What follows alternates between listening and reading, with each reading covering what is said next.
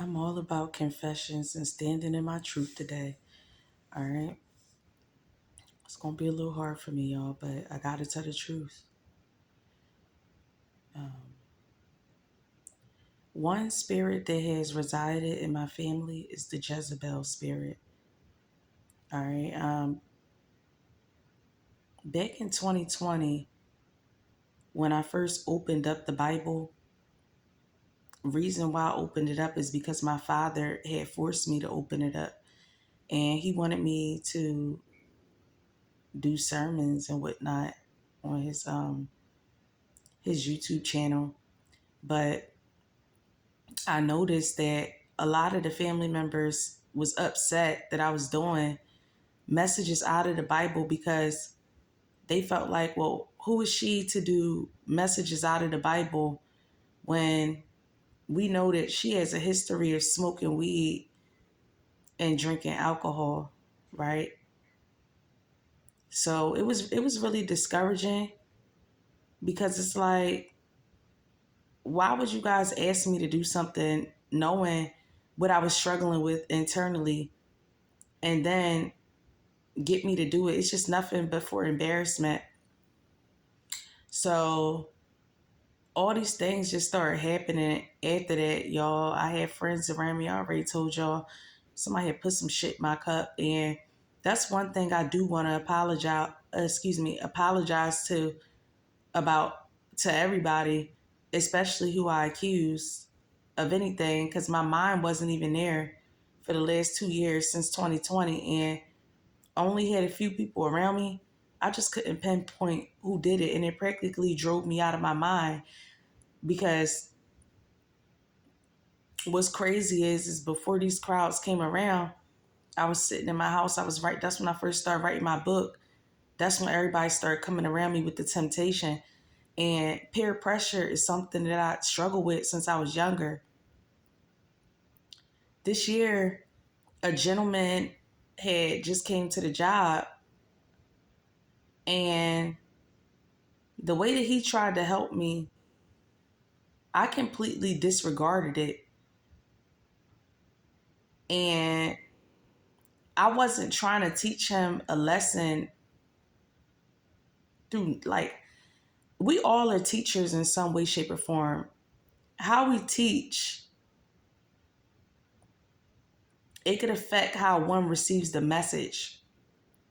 And if we don't like for people, if we don't like for our things to be on blast, why would we blast somebody else? Unconsciously, though, because you think that this is a good way of teaching, but to the next person, it could be their trauma. So something he said triggered me, and it took me back to my past, a very, very, very abusive situationship that I should have left a long time ago. I was senseless, scrambled. My senses were scrambled. And to be honest with you,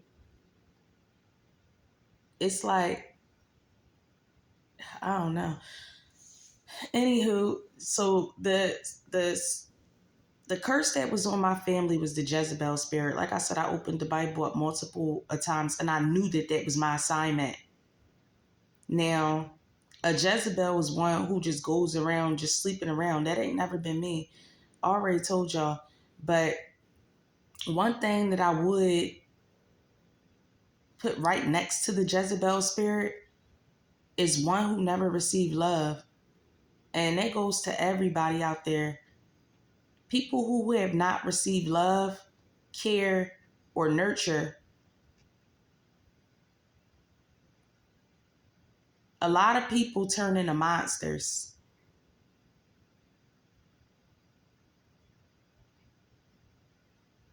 You just being in somebody's energy who's negative is monstrous. So I connected with an energy sexually last year, and I took on all of their demons, all of them. And I've been crying out to help, but I've been crying out to help to the wrong people. Why? Because the people who I thought I could go to, who I know I still can go to from my past, I've been holding grudges on them because of the ways that they tried to help me. I didn't look at it as help. I looked at it as hurt, especially my friends from childhood. I've been holding grudges since 17 years old, 18, all for things that people did to me. But when I sit back and I think about it now, they were only doing these things to help me. If people stay in my energy and they enable me to do the things that I'm doing, that makes me codependent. And then I can't carry through without that person's energy. And that's like a weakness. And that's what I struggle with my whole life. My kid's father, who was there, but it's like I was the masculine in the entire relationship. So I never felt like feminine. I look more feminine, but I never felt feminine because I always been carrying a load of everybody. But I'm so used to carrying a load. And I had went to my mom yesterday. I asked her, I said, how come my life had to be so hard? And she completely disregarded me. She didn't want to talk. That's why it's like, to all the parents out there, be sure to know what curses your families are connected to. Because the sins of, like, the parents fall on the children, but we could prevent that. We could prevent that if we have a higher level of conscience about what's actually going on around us, what actually transpired before us, so we could stop it from occurring.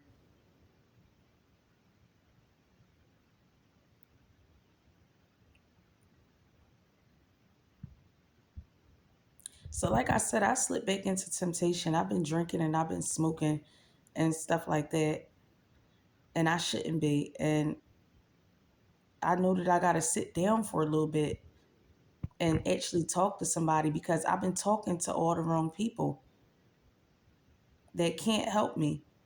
And especially, with me working, I never even was trained properly. When I first got into my job, I was sent to a group of people who were very dangerous. And I didn't even know these people were dangerous. It's like so dangerous that I was even scared to say some of the things that I was going through. It took me 2 years to open my mouth up about anything because my mouth has always been silenced. My mouth has been silenced for a long time. In the last 2 years, I finally got a chance to talk. I start talking too much. And at first, I really didn't. I crossed a lot of people in the last 2 years. I never really understood why tarot was a bad thing. And I don't think it's a bad thing. I think it's a tool. But it is a lot of people who past I could have possibly triggered.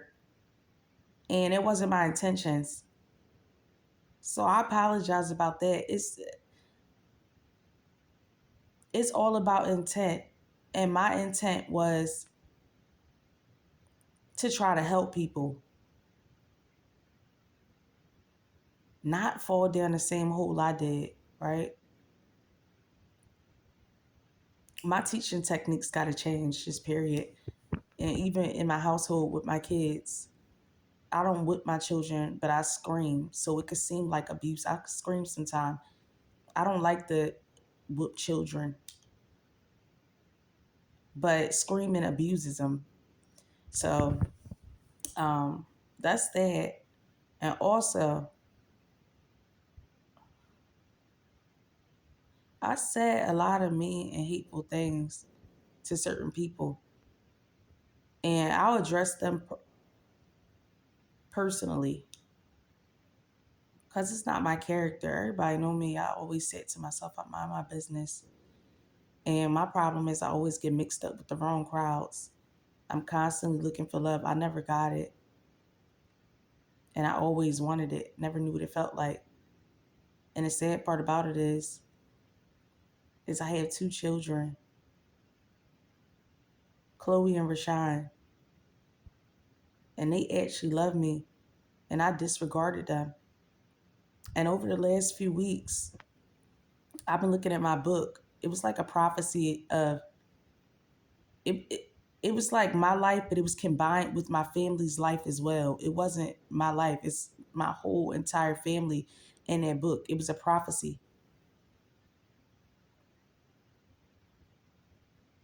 and I just want to say that God is so good. We are God's. If God is within us, then who can come against us? A lot of people, even myself, we bash and critique people for things that we either have done, or we bash and critique people for things that we're doing, that like things that we do that they don't do, not understanding that we all are different. We're individuals. We're not supposed to think collectively. If we thought collectively, you know what I'm saying? But I guess when you are part of certain groups and you are supposed to think collectively. But I don't know, y'all. I just wanted to get on here and say that. So the Jezebel spirit was my assignment, my curse to break, and I broke it. Cause I lost like the trigger was I lost my virginity in a very unorthodox way. It was in a car, and I was doing a lot of bad things on a job, like especially like with self defense, defending myself. Just period, y'all. Just doing all the wrong things, and it's sad because I went to a handful of my bosses and I asked them for help. And I've also went to EAP. I did a lot, man. And I ain't see no results from anything that I did because everybody thinks that I'm healed. I'm not healed. I've been struggling. If you could, not to say I'm not healed, because to say that we're not healed, that would be an understatement. I think a lot of people are healed. We are healed. It's just things that could trigger our traumas. And when our trauma is triggered, how will we respond? How will we act to how we feel? Normally, I just run away. But I want to address problems. It's a new year. It's 2023. So anybody who I've offended with my tarot or anything like that, my apologies. It wasn't my intentions. Not my intentions to hate people. I've been holding on to anger since I was a kid. And I've done so much for people in my childhood years. But people took care of me really good in my childhood years. My friends. And they left me because I was stuck in a certain mindset. And they knew it. And that's what it's called. It's called a contrite spirit. It's like they sacrifice you, but they're always looking back to make sure you're okay. And I've always been appreciative of that. And I never said it. And I don't even think it processed because I'm so worried about what's going on. It's sad, man. And for the last few days, I just been bawling my eyes out. So to all the parents out there, man, make sure y'all value your children all the time y'all got with them. And moreover, value yourself.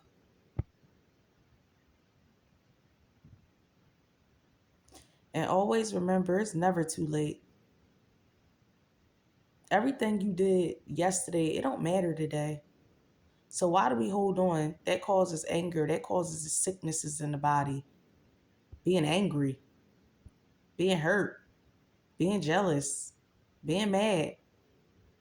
Happy is contagious, ain't it? Being happy.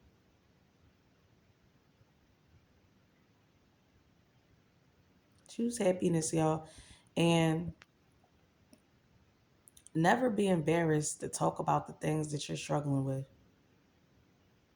Smoking weed, alcohol, and sex has been a major curse that's been set with my family. And I've been reserved for a very long time. I'm human. I slip up. I make mistakes. We all do. And that's the lesson. Hold yourself accountable as well as you hold the next person. How did I partake in this?